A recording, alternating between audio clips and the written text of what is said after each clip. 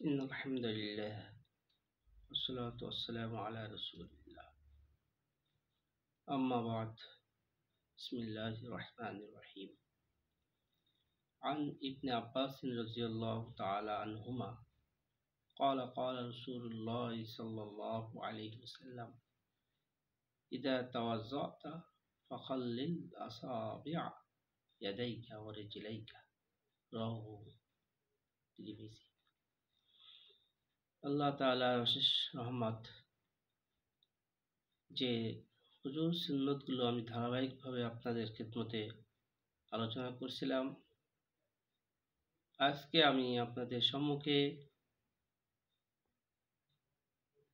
বাকি 6টি সুন্নত আলোচনা করতে চাচ্ছি। আশা করি আপনারা হুজুর সুন্নতগুলো যথাযথভাবে পালন করতেছেন। আজও আজকের ভিডিওর মাধ্যমে শুনে দেখে আপনারা এই সুন্নতের প্রতি আগ্রহ হয়ে আমল করবেন ইনশাআল্লাহ। আল্লাহ তৌফিক দান করুক। গতকালের ভিডিওতে ছিল 10 নম্বর, আজকের ভিডিওর মাধ্যমে 11 নম্বর সুন্নত আমি বলতে চাচ্ছি।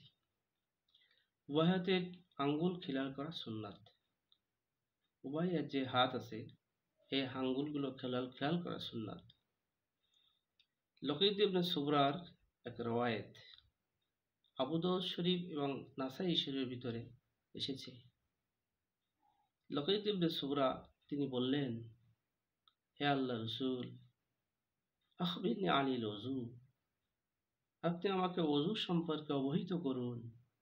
হুজুর সাল্লাল্লাহু আলাইহি ওয়াসাল্লাম বললেন, আসবিগিল ওযুয়া, তুমি ওযু পূর্ণ করো। ওযু পূর্ণ করো অর্থাৎ ওযুর অঙ্গ সমূহকে ভালোভাবে সুন্দর করে ধৌত করো। অখল্লিল বাইনাল আসাবি', এবং আঙ্গুল সমূহের মাঝে তুমি খিলাল করো। এই হাদিস দ্বারা প্রতীয়মান হয় যে উভয় হাতের আঙ্গুল খিলাল করা এটা সুন্নাত। 12 নম্বরে আমি বলতে চাচ্ছি, সমস্ত মাথা একবার মাসে করা সুন্নাত। সমস্ত মাথাকে একবার সুন্দর করে মাসে করতে হবে।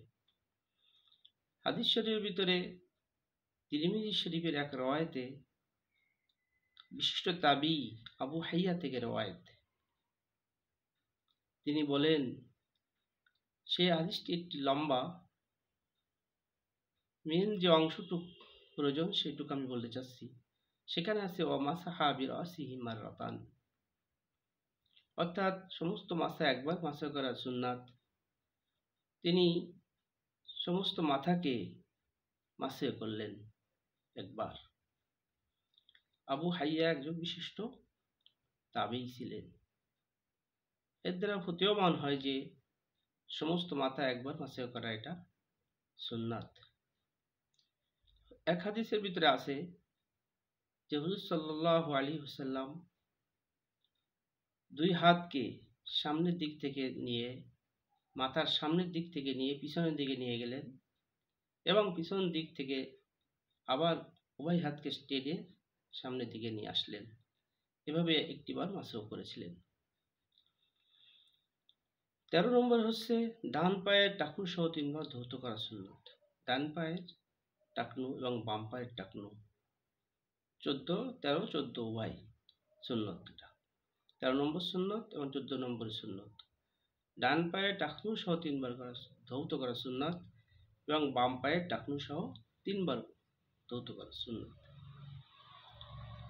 এই বিশিষ্ট তাবেঈ আবু হাইয়া থেকে রওয়ায়েত।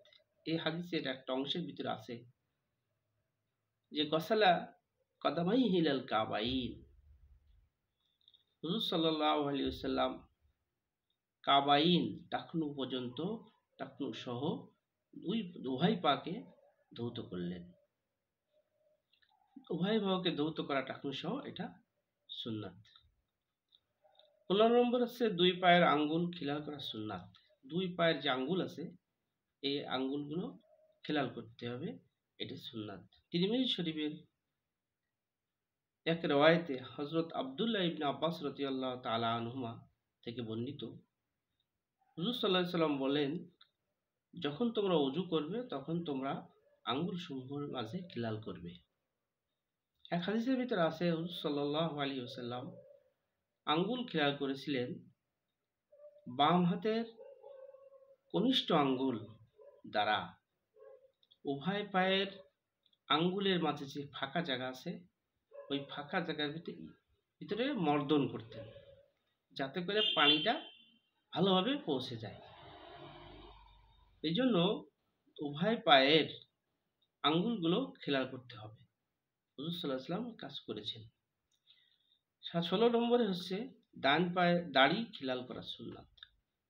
দাড়ি খিলাল করা সুন্নাত। হাদিস শরীফের ভিতরে এসেছে হযরত উসমান গনি রাদিয়াল্লাহু তাআলা আনহু থেকে রিওয়ায়াত, আন্না নবী সাল্লাল্লাহু আলাইহি ওয়াসাল্লাম কানা ইউহাল্লিলু লিহ্যাতাহু। হুজুর সাল্লাল্লাহু আলাইহি ওয়াসাল্লাম দাড়ি খিলাল করতেন। এখানে একটি বিষয় বলা প্রয়োজন, তা হলো দাড়ি দু ধরনের হয়ে থাকে। একটা হচ্ছে ঘন ঘন খুব ঘন, যেখানে চামড়ার নিচে পানি পৌঁছানোই যায় না, প্রায় পানি পৌঁছতে পারে না এমন ঘন। আর একটা হচ্ছে দাড়ি পাতলা। যদি কারো দাড়ি ঘন হয় তাহলে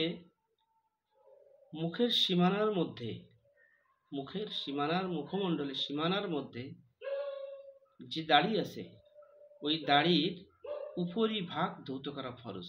তার কারণ হলো এটা মুখমণ্ডলের সীমানার যে চামড়া, মুখমণ্ডলের অংশের হুকুমে এটা আসে যায়। এই জন্য ওই ঘন দাড়ির উপরি অংশ বাহ্যিক অংশ উপরি অংশ ধৌত করা সুন্নাত, ফরজ। আর দাড়ির ভিতরে খিলাল করা এটা সুন্নাত। কিভাবে? যে হাতের এক কোষ পানি নিয়ে থুতনির নিচ থেকে হাত ঢুকিয়ে আঙ্গুলগুলো বিস্তার করে নাড়াচাড়া করে খিলাল করা, এটি সুন্নাত। আর যদি দাড়ি পাতলা হয়, এমন পাতলা হয় যে ভিতরে চামড়া দেখা যাচ্ছে, তাহলে ওই দাড়ির ভিতরের ওই চামড়ার পর্যন্ত পানি পৌঁছানো ফরজ।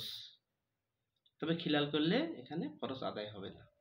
চামড়া পর্যন্ত পানি পৌঁছানো ফরজ।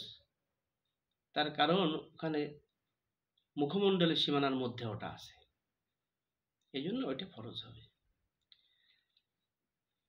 এক হাদিসের ভিতরে আছে যে বেদুইন এক ব্যক্তি হুজুর সাল্লাল্লাহু আলাইহি ওয়াসাল্লামকে আসলেন এবং হুজুর সাল্লাল্লাহু আলাইহি ওয়াসাল্লামের কাছে ওযু সম্পর্কে জিজ্ঞাসা করলেন। হুজুর সাল্লাল্লাহু আলাইহি ওয়াসাল্লাম তাকে প্রত্যেক অঙ্গ তিনবার করে ধৌত করে দেখালেন। তাহলে যে সুন্নতগুলোর ভিতরে 3 বার আছে, এই 3 বারের কথা হাদিস দ্বারা প্রতীয়মান হয়ে যায়। অর্থাৎ 3 বারের বেশি আমাদের কোনো অঙ্গ প্রত্যঙ্গ ধোয়া যাবে না। এ ব্যাপারে 3 বারের বেশি যদি কোনো ব্যক্তি অঙ্গ প্রত্যঙ্গ ধৌত করে, এ ব্যাপারে হাদিস শরীফের ভিতরে ধমকি এসেছে। সুতরাং আমরা এর থেকে বিরত থাকব। হাদিস শরীফের ভিতরে এরকম এসেছে, ফামান যাদা আলা হাযা, এর থেকে যে বেশি করবে, ফাকাদ আসা ওয়া তাআদ্দা ওয়া যালামা, সে মন্দ কাজ করলো এবং সীমা লঙ্ঘন করলো এবং জুলুম করলো। সুতরাং 3 বারের বেশি আমরা কোনো অঙ্গ প্রত্যঙ্গ, যে সমস্ত সুন্নতের ভিতরে 3 বারের কথা আছে সেই জায়গায় আমরা 3 বারের বেশি করব না। সম্মানিত দর্শক মণ্ডলী, আজ আমি ওযুর 16টি সুন্নাত ধারাবাহিকভাবে আলোচনা করলাম। আশা যে আপনারা অবশ্যই ইনশাআল্লাহ এই ওযুর ভিতরে সুন্নতগুলো পালন করবেন। ওযুর সুন্নতগুলো যখন পালন করবেন তখন ওই ওযুটা পরিপূর্ণ হয়ে যাবে, মোকাম্মল হয়ে যাবে। সুতরাং ওই যে পরিপূর্ণ ওযু এবং মজবুত ওযু, পাকা ওযু দ্বারা যখন নামাজ আদায় করব তখন ওই নামাজটা সুন্দর হবে এবং ফলপ্রসূ হবে। দ্বারা যে সওয়াবের আশা যে সওয়াবের আশা, সেই সওয়াব আমরা ইনশাআল্লাহ পেয়ে যাব। রব্বুল আলামিন আমাদেরকে অজুর ফরজ পালন করার পাশাপাশি অজুর সুন্নতগুলো যথাযথভাবে আদায় করার তৌফিক দান করুক। সম্মানিত দর্শক মণ্ডলী, আমি আজ এখানেই শেষ করলাম। আল্লাহ তাআলা আপনাদের এরপরে আমল করার তৌফিক দান করুক। ওয়া আখির দাওয়ানা আলহামদুলিল্লাহি রাব্বিল আলামিন।